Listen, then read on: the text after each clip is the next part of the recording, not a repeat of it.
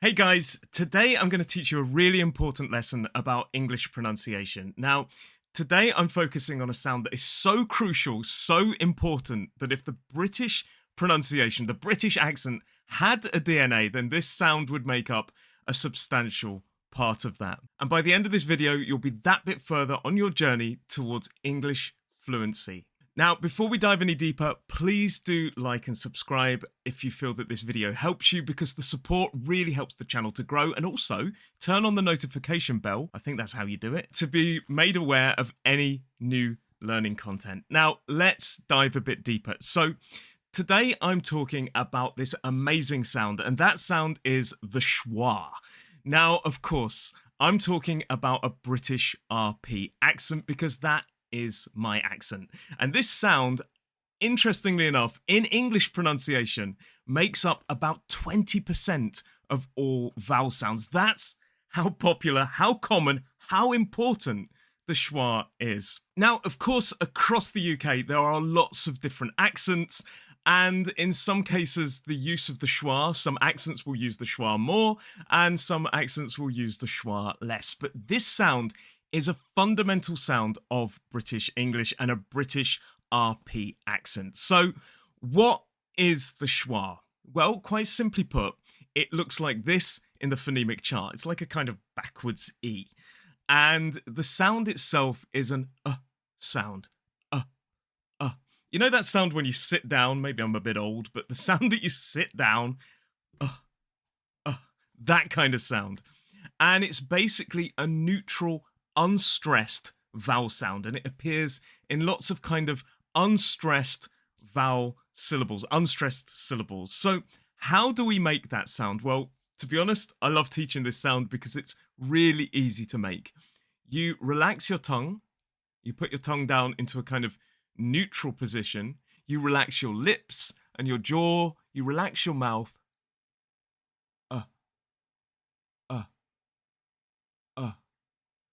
That's it. That is how we do it. Now, obviously, I've talked about how important it is and how to do it, and I'm hoping that you're there watching this video, practicing, doing Not if you're in a public space, maybe in your own time. But obviously, I've talked about how important it is, how common it is in the English language. But now, let me give you some examples. So I'm going to talk about one of my favorite things. That's a cup of tea. A cup of tea. I love a cup of tea. But listen to that. A cup of tea. So in that expression, there are two schwas.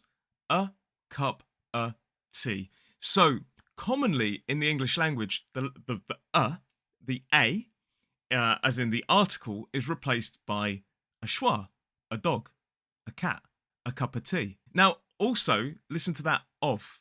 When it is a weak sound, sometimes in connected speech, the of becomes a schwa, a cup of tea, a shelf of Lego, and cool stuff. So both the words a and of can, in connected speech, in fast speech, natural speech, be replaced by the schwa. But what else? Well, the word to can often be in its weak form, to, go to the party, to the party, go to the party. Have you spoken to him? Have you spoken to him? The to is replaced by a t. It's a weak form. Then we have f. Please do like this video for me. I'm teaching this lesson for you.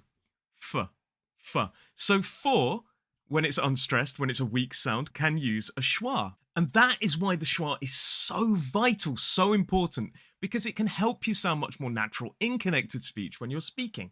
For example, listen to this. A cup of tea. I would like a cup of tea. I'd like a cup of tea. I'd like a cup of tea. Much more natural. But let's move on. We've already looked at these words, these grammar words, but what else can be replaced with a schwa? So let's move on to want to and going to. So we already know that the to can replace with to. I want to go. I want to go. But a lot of people in very, very casual speech say wanna go. Wanna. There's a schwa in wanna. So we really just omit the to completely. I wanna go. I'm gonna go. I'm gonna. Wanna. Both of these words in natural speech. Now, obviously, don't write wanna, don't write gonna. This is more how we say it. I wanna go. I'm gonna have a cup of tea. So in both of these words, if we really reduce them down, we completely remove the to sound or the t sound, and it just becomes wanna, and gonna. Now let's look at should have, would have, could have. Now sometimes in fast speech, the word have can be replaced with a schwa. I could have done that. I would have done that. I should have done that. Coulda, woulda, shoulda. I would have done that. I should have done that. I could have done that. So in these examples, the word have can be replaced with a schwa. And interestingly enough, this actually causes spelling problems in British English. Now, a lot of people will write would have, which is completely wrong because it sounds like would have. Okay, so let's crack on. We've talked about a lot of grammar words, and of course the modal verb can, in its weak form, can also be pronounced with a schwa. Listen to what I said. It can be pronounced. It can. There's a schwa in the weak form of can. I can do that. I can do that.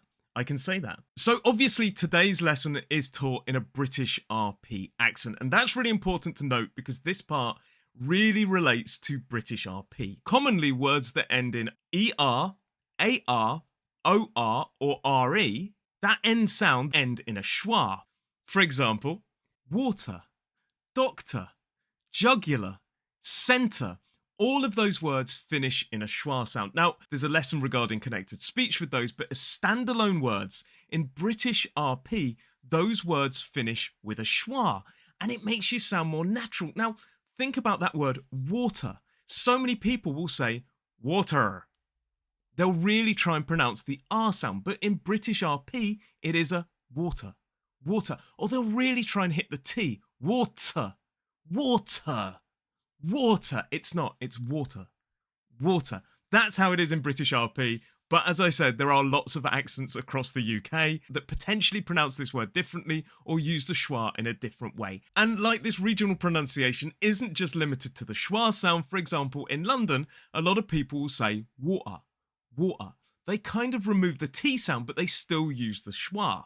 Whereas I say water, somebody from London might say water. And if you're from London, don't get offended with me doing that accent. I will get somebody from London on this channel at some point soon to teach you the differences between an RP and a London accent. But now let's crack on. Now let's talk about how the schwa appears in certain words. Now, as I said, the most important thing to remember about the schwa often replaces vowels in unstressed syllables. Unstressed vowel sound, and that's important. Listen to this word, about, again, about, again. Both of these two words, the second syllable is stressed. I'm talking about the schwa, about. It's not about, it's about. So, when it is unstressed, that vowel sound can be replaced by a schwa. And as I said, it can replace over 20% of unstressed vowel sounds. About, again. And then there are lots of different words that use the schwa. For example, banana has two schwas in it. Banana. Two schwas in that word. Banana. Sofa. Dinosaur. Support. All of these words use the schwa, and all of these words use the schwa in that unstressed syllable. So now let's talk about some common mistakes. Now, there are so many words that use the schwa in the English language that this video could run for about 4 days straight, and we still wouldn't have covered them all. And we haven't even talked about how schwas appear in diphthongs. That is a video for another day. But every time there is an unstressed syllable or an unstressed word in connected speech, there is quite the chance that that sound will contain or be replaced by a schwa. Now let's talk about some common mistakes. Non-English speakers might stress the schwa. Banana. That doesn't work. They might replace it with other clear vowel sounds. Banane. Sorry. I'm sorry. Even my wife is here laughing at this. Banane. Sorry. It's banana, not banane. Sorry, that just tickles me. They may misplace it in varying stress patterns, or they may overlook it entirely, affecting the rhythm of English speech, and it would sound unnatural. A cup of tea. For example, as I said, replacing all the A's and pronouncing them equally in banana just sounds like a really weird mistake. So make sure you use the schwa. This will help you sound much more natural when you're speaking English. And if you do have any questions regarding the schwa, pronunciation, or the English language in general, or even English culture, because I do love to receive your comments and it helps me to grow as a teacher and also to help you more on your journey towards English fluency.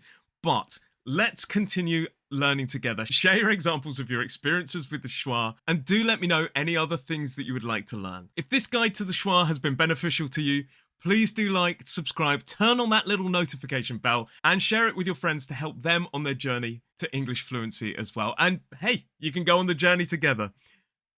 Thank you very much for watching today. I've been Teacher Roy, you've been amazing, and I will see you in the next video. Bye.